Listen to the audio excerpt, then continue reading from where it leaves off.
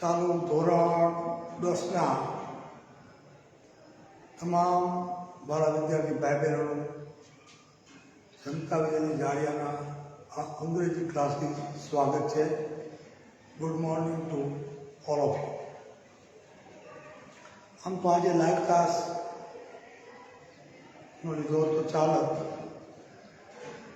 પણ મને એમ થયું કે કોમ્પ્રિહેન્શન આપણું ચાલુ છે એમાં એક બે પ્રકારના કોમ્પ્રિહેન્શન જે આપણે યાદી તમને બતાવી દઈએ, આટલા પ્રકારના કોમ્પ્રિહેન્શન આવે,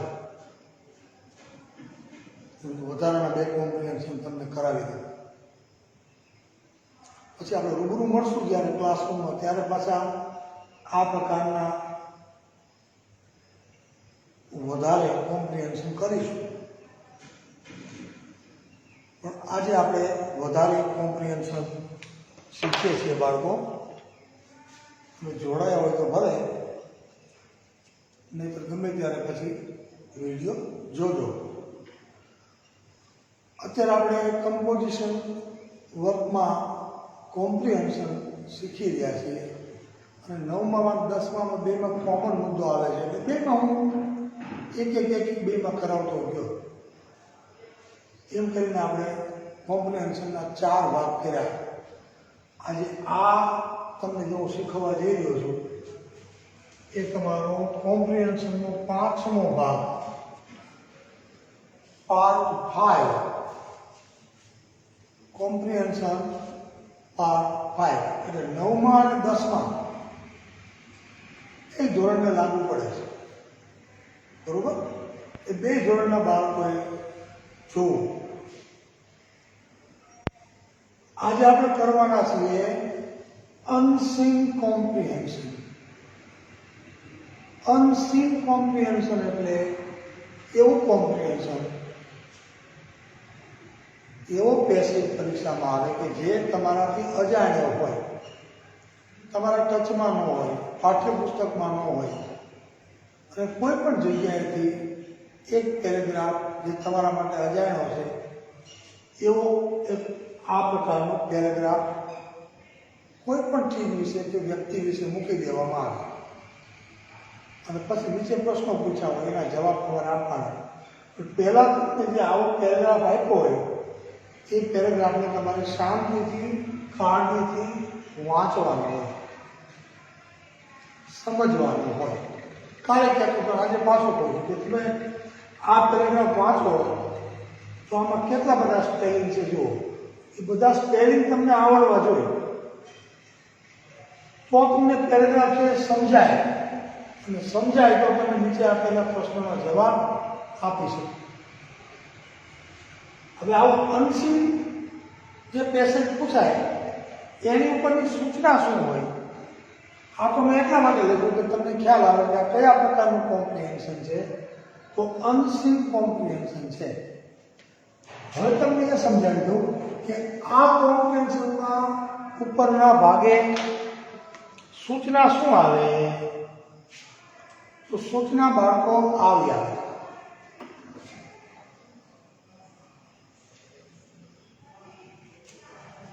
Read the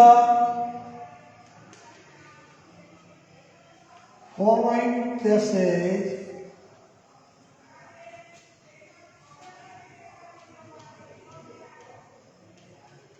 carefully and answer the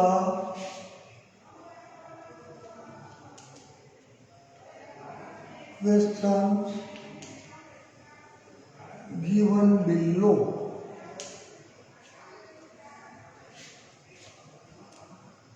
અહીંયા હું અંડરલાઈન કરું તમને ખ્યાલ આવે આ સૂચના છે. આવી સૂચના પરીક્ષામાં હોય બાળકો.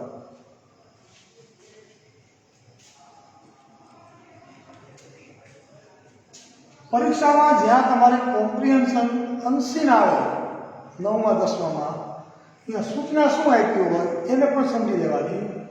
Read the following passage carefully. Carefully એટલે કાળજીપૂર્વક. એટલે આ જે ફકરો આપ્યો છે આ પેસેજ એટલે ફકરો. આ ફકરો કાળજીથી વાંચો. Read the following passage carefully. નીચેનો ફકરો કાળજીપૂર્વક વાંચો and answer the questions given below. અને પછી તેની નીચે આપેલા પ્રશ્નોના જવાબ આપો. અહીંયા મેં નમૂનાનો અનસીન પેસેજ લખ્યો છે. આવો કોઈ પણ એક પેસેજ તમારા ક્વેશ્ચન પેપરમાં હશે. મને નથી ખબર, તમને નથી ખબર કે કયો પેસેજ હશે, કોના વિશે હશે, શેના વિશે હશે, પણ હશે એ વાત પાકી. એટલે આપણે આ ભાગમાં શું કરવાનું છે તો પહેલા તમારે પેસેજને શાંતિથી વાંચવાનો પ્રયત્ન કરવાનો છે. એવું બનશે બાળકો, તમે જ્યારે પેસેજ વાંચશો ને ત્યારે એમાંથી 7-8 સ્પેલિંગ એવા હશે તમને નહીં આવડતા હોય. ક્યારેક એવા પેસેજ આવી જાય કે હું પેસેજ વાંચું તો 2-3 સ્પેલિંગ મારાથી પણ અજાણ્યા હોય, તો તમારાથી 5-6 સ્પેલિંગ અજાણ્યા હોય એવું બની શકે. પણ વાંચ્યા પછી ઓવરઓલ આખો પેરેગ્રાફ વાંચી જાઓ, 4-5 સ્પેલિંગ ન આવડતા હોય તોય 70% અર્થ ગ્રહણ થાય. તમને એટલો ખ્યાલ આવી જાય કે ફકરો કોના વિશે છે, શેના વિશે છે, એમાં શું આપેલું છે. ગાંધીજી વિશે છે, સરદાર પટેલ વિશે છે, આંબેડકર સાહેબ વિશે છે, કે કોઈ ઘટના વિશે છે, એટલો તમને ખ્યાલ આવી જાય ફકરો શેના વિશે છે. પછી નીચે પ્રશ્નો આપ્યા છે, પ્રશ્નો જોવાના, પ્રશ્નો સમજવાના, અને પછી તમારે વૈકલ્પિક પ્રશ્ન, પહેલા વૈકલ્પિક આવતા, હવે વૈકલ્પિક પ્રશ્ન તમને હું બતાવીશ. હવે તમારે પૂરા જવાબ દેવાના છે, કમ્પ્લીટ આન્સર તમારે લખવાના છે. પેરેગ્રાફમાંથી સમજીને વ્યવસ્થિત તમારો જવાબ કેમ આપી શકાય એ મારે તમને આજના આ તાસમાં સમજાવવું છે. તો જવાબ આપતા પહેલા હું તમને ફકરો સમજાવી દઉં છું. ફકરો શું છે? Gandhiji is remembered with love and honor all over the world even today. અહીંયા પૂર્ણ વિરામ છે. આજે પણ સમગ્ર વિશ્વમાં ગાંધીજીને પ્રેમ અને આદર સાથે યાદ કરવામાં આવે છે. મેં લખ્યું છે પેસિવમાં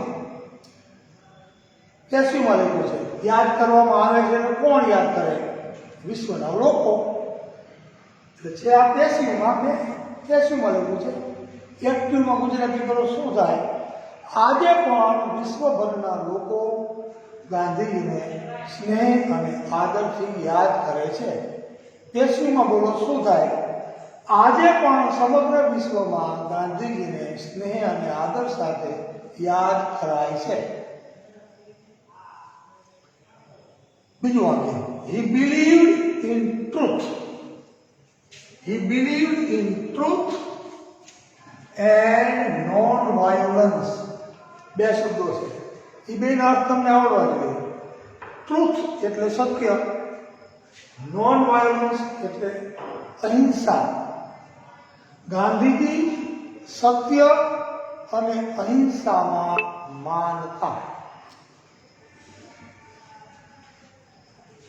He believed in truth and non-violence. એ સત્ય અને અહિંસામાં માનતા. બિલીવ એટલે માનતા. He was born in Porbandar in our Gujarat state. Gujarat આપણું રાજ્ય, એના પોરબંદરમાં એમનો જન્મ થયો હતો. પછી આ શબ્દ તમારા માટે અજાણ્યો હોય, ઓટોબાયોગ્રાફી. શું શબ્દ છે? ઓટોબાયોગ્રાફી.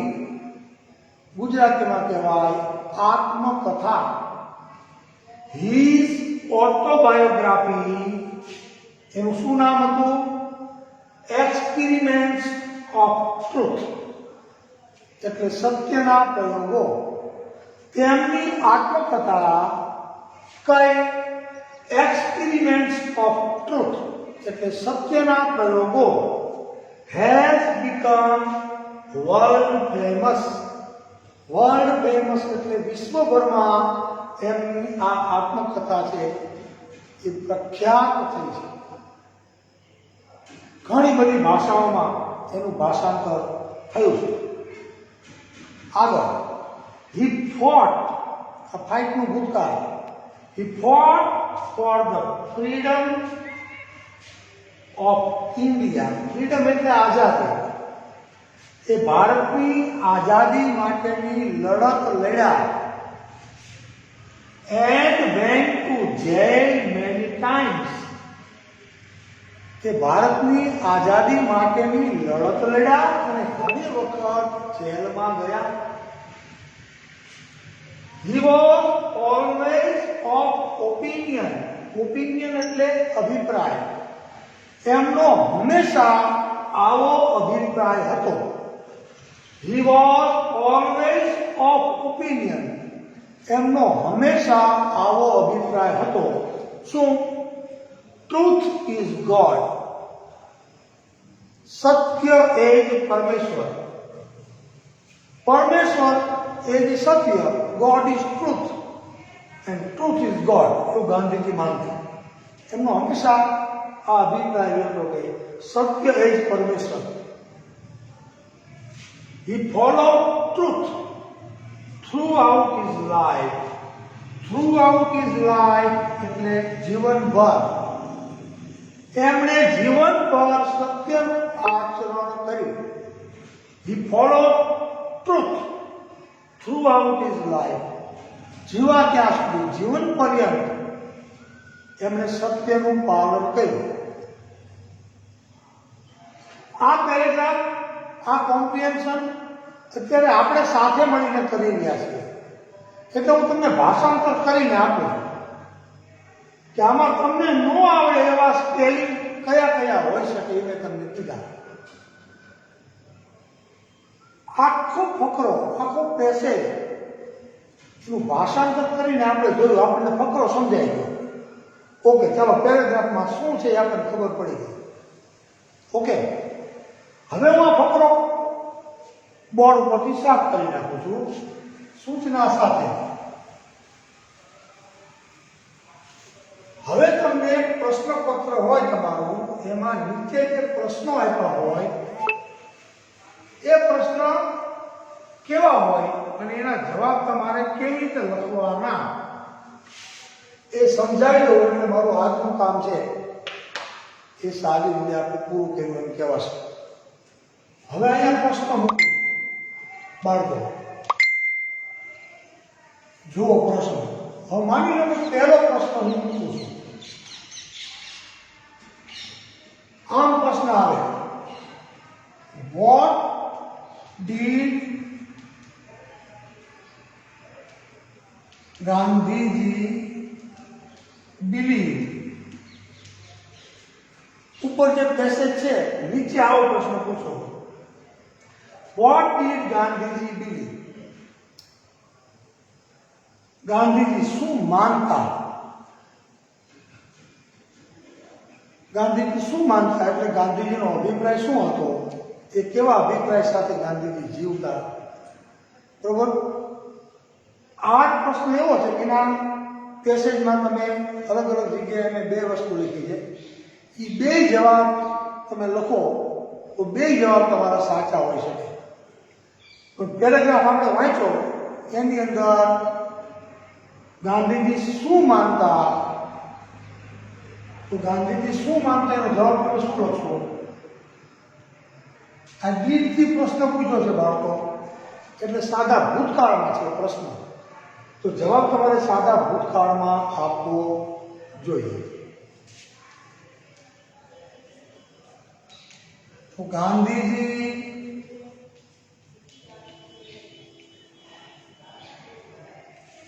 believe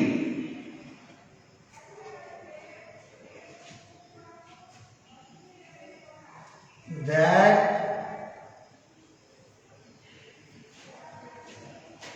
ગાંધીજી શું માનતા? Gandhiji believe that truth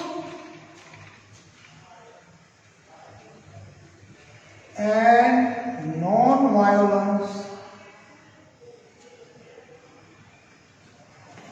are important in life. आज प्रश्न टूकावीने क्या टाइप હોય ગાંધીજી believed in જો તમને બે પ્રકારે સમજાવું તમારી કસોટી આ રીતે કરે Gandhiji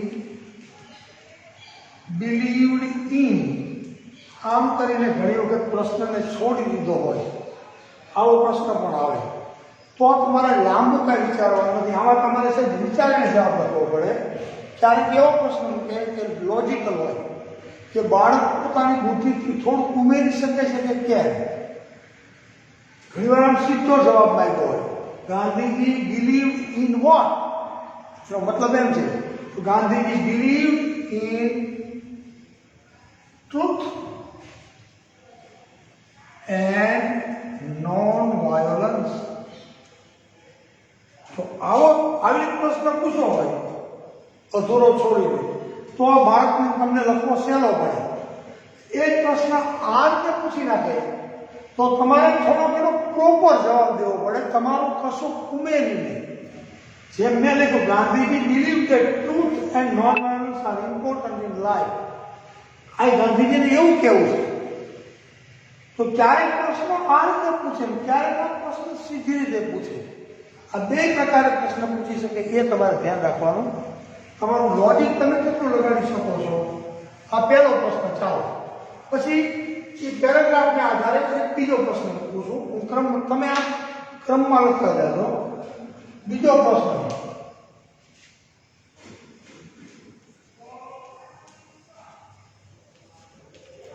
Where was Gandhiji born? એમનો જન્મ ક્યાં થયો હતો એનો જવાબ તમને સીધો મળી જશે શું થાય Gandhiji was born in Porbandar in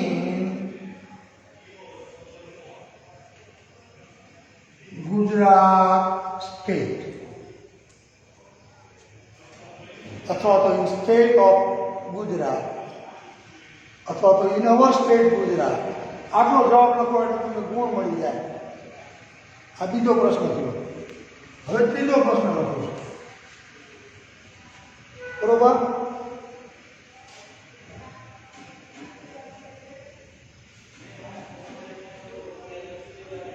What was the name of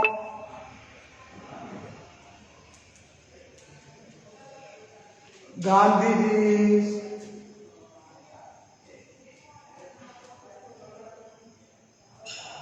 autobiography?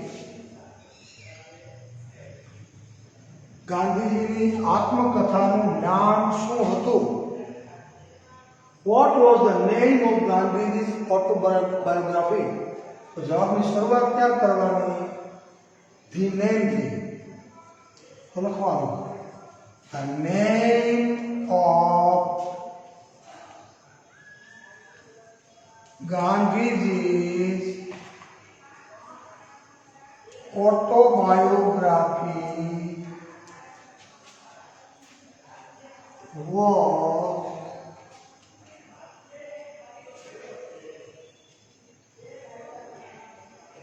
Experiments of Truth. ગાંધીજીની આત્મકથાનું નામ સત્યના પ્રયોગો હતું. What was the name of Gandhiji's autobiography? આવી પ્રશ્ન પૂછાય તો જવાબની શરૂઆત ક્યાં કરવી The name of Gandhiji's autobiography was Experiments of Truth. કોઈ છોકરો એમ લખી નાખે દાખલા તરીકે તમારાથી ભૂલ થઈ જાય તો લખી નાખો The autography of Gandhiji was experiments of truth. તોય ચાલે. સાચી દિશામાં સાચો લોજિકલ અને ગ્રામેટિકલી કરેક્ટ તમારો આન્સર હોવો જોઈએ. એટલું જોઈએ અમારે કે છોકરો પ્રશ્નને સમજ્યો છે અને સમજીને એને જવાબ આપ્યો છે. બરોબર, 3 પ્રશ્નો થયા. હજી 2 પ્રશ્નો આપણે અનસીન પેસેજમાંથી કાઢીએ છીએ બાળકો. હવે તમારા ફકરાની પહેલી જ લાઈન છે ગાંધીજી ઇઝ રિમેમ્બર્ડ, એમ છે ને. ચોથો પ્રશ્ન છે. તો પ્રશ્ન આમ આવે, how is Gandhiji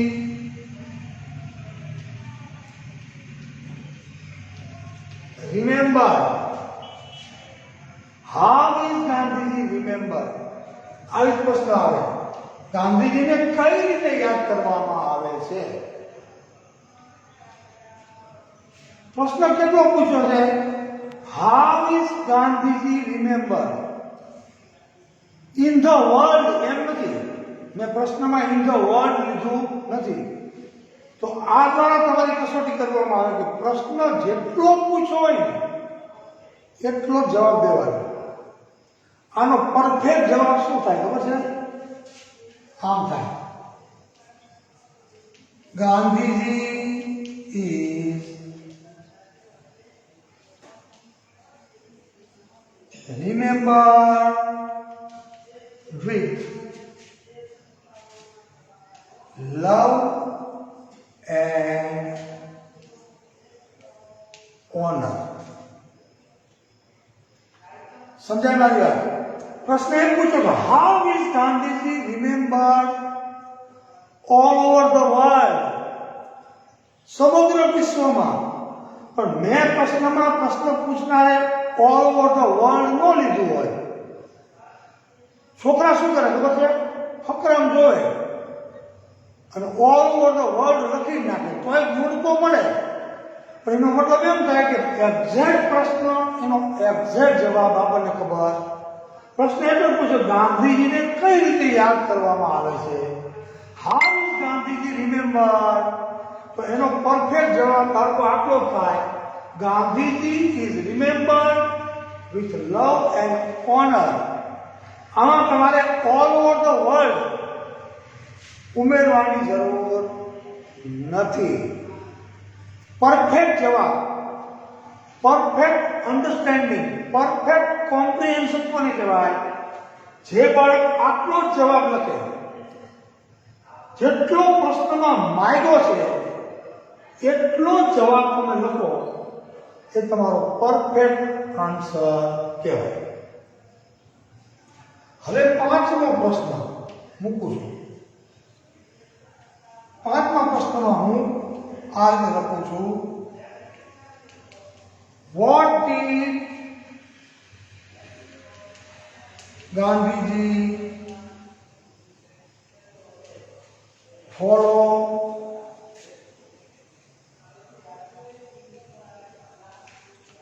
throughout his life? જીવન પર્યંત ગાંધીજીએ શેનું પાલન કર્યું? તો તમારે અહીંયા ધ્યાન રાખવાનું છે બાળકો. અહીંયા ડીડ છે ને, એટલે સાદા ભૂતકાળમાં આ પ્રશ્ન પૂછવામાં આવ્યો છે. તો એનો જવાબ તમારે સાદા ભૂતકાળના વિધાન વાક્યથી આપવો પડે. તો અહીંયા ડીડ છે ને ક્રિયાપદ કેવું છે? તો કે ફોલો. તો ફોલોનું ભૂતકાળ મૂકીને જવાબ આપવો પડે. તો શું થાય? જવાબ શું લખવાનો? પરફેક્ટ જવાબ શું થાય? Gandhiji followed truth. Gandhiji followed truth.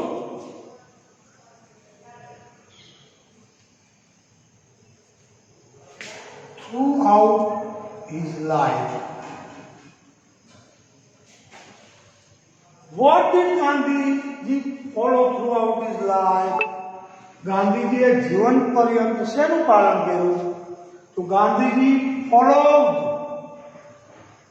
Truth through out his life. જીવન પર્યંત ગાંધીજીએ સત્યનું પાલન કર્યું. આને કહેવાય અનસીન કોમ્પ્રિહેન્શન. પરફેક્ટ. હવે તમે મને એમ કહો મારું બદલાઈશું. તમે એમ કહો સાહેબ તમે એક એક્ઝામ્પલ કરાવ્યું. અનસીનનું એક એક્ઝામ્પલ આપણે આપ્યું 2 ધોરણના બાળકો માટે.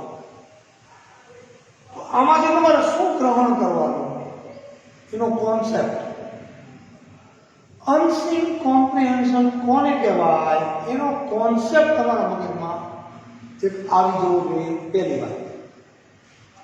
હવે પરીક્ષામાં જે પૂછાવાનું છે એ આણથી પૂછાવાનું, જે મેં તમને કરાવ્યો ત્યારે. This is an example of unseen comprehension. પરીક્ષામાં બીજો કોઈ પેસેજ આવશે પણ કોન્સેપ્ટ તમારા મગજમાં ક્લિયર હશે કે મારે શું કરવાનું છે. કાળજીથી આપેલા ફકરાને વાંચવાનું છે. જેટલો પેસેજ સમજાય એટલો સમજવાનો છે. એવી 100% સંભાવના છે કે પેસેજ વાંચશો ત્યારે તમને એમાં સ્પેલિંગ નહીં આવડતા હોય, બરોબર? પણ આપેલા પેસેજનો વ્યવસ્થિત સાર તમને સમજાઈ ગયો? હા, સમજાઈ ગયો. દાખલા તરીકે તો નીચે કયા પ્રશ્નો પૂછ્યા છે અને એ પ્રશ્નોના જવાબ પેસેજમાંથી ગોતીને લોજિક લગાડીને સાથે જેમ મેં તમારી સામે લખ્યા એમ તમને એના જવાબ લખતા પરફેક્ટ આવડે છે? કોઈ જગ્યાએ નાની મોટી ક્ષતિ રહી જાય. દાખલા તરીકે અહીંયા મેં તમને કીધું, તમે લખી નાખો કે Gandhiji is remembered with love and honour all over the world. કદાચ તમે અહીંયા ઓલ ઓવર ધ વર્લ્ડ ઉમેરી દો તો તમારું માર્ક એમાં કપાય નહીં. પણ અમને એટલી ખબર પડે શિક્ષક તરીકે પેપર તપાસતા હોય ત્યારે કે છોકરો પ્રશ્નને પરફેક્ટ નથી સમજો, કે જેટલું માગ્યું છે એટલું જ આપણે દેવાનું છે અને ક્યારેક માગ્યું એના કરતાં વધારે આપવું પડે એવો પ્રશ્ન આવે કે જેનો જવાબ પેરેગ્રાફમાં ન હોય પણ તમારે તમારા બે પોતાના શબ્દો ઉમેરીને જવાબ દેવો પડે. એવો મેં પહેલો પ્રશ્ન કરાવ્યો. અને ક્યારેક પેરેગ્રાફમાં આપ્યું એમાં થોડું કાઢીને તમારે લખવું પડે. તમને એમ કે આ જગ્યાએ ઘણા છોકરા કેવું કરે કે આમ ફકરામાં માંગણી ફેરવે.